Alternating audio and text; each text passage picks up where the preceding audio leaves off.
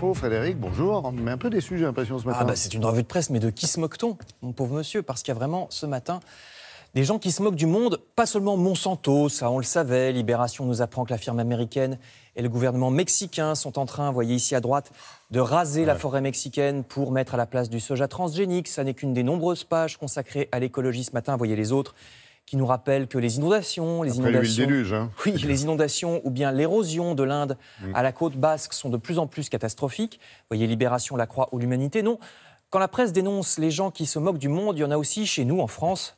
Vous savez par exemple que des députés En Marche veulent ouvrir plus largement la possibilité de travailler le dimanche. Alors la question est complexe. Est-ce que ça bénéficie à l'économie? Est-ce que c'est vraiment sur base de volontariat? Vaste débat. Mais il y a en tout cas une de ces députés La République En Marche qui sort du lot, si on peut dire. C'est Claire Aupetit, jadis socialiste, puis modem. Elle déclarait alors: le travail du dimanche, c'est un truc pour les bobos, pour qu'ils puissent acheter leurs petits marteaux dans les magasins de bricolage. Bref, elle était contre. Mais aujourd'hui, remarque Libération, elle est pour et parle d'une bouffée d'oxygène pour nos commerces et nos centres-villes. Il n'y a que les imbéciles qui ne changent pas d'avis. Qui ne changent pas d'avis. Mais ces étonnants changements de position vont quand même parfois très très loin. Changement de position par exemple de l'Allemagne. Vous savez que ce pays se targue d'être très écolo, sauf que, voyez ce qu'on a appris hier, la justice allemande refuse de coopérer dans l'affaire du Dieselgate. Volkswagen qui a truqué, vous savez, les contrôles anti-pollution de ses voitures. Non seulement le constructeur automobile essaye de ne pas répondre à la justice française, nous dit le Parisien aujourd'hui en France, mais cette obstruction semble soutenue par Berlin, car l'Allemagne veut garder le contrôle de ce dossier afin de sauver le soldat Volkswagen, je cite encore. Et après, on se demande pourquoi l'Europe est souvent accusée de mal fonctionner, ce qui ravit les autres grandes puissances d'ailleurs. Le journal L'Opinion nous montre ce matin l'aigle américain et l'ours russe en train de rôtir la volaille européenne sous le regard amusé de la Chine et de l'Inde, manière de dire que tout ce qui ne fonctionne pas en Europe fait le ravissement des autres puissances. Vous lirez dans cet article comment les présidents Trump et Poutine soutiennent directement, par exemple, les mouvements populistes d'Europe parce qu'ils les considèrent comme un gage d'affaiblissement de notre continent.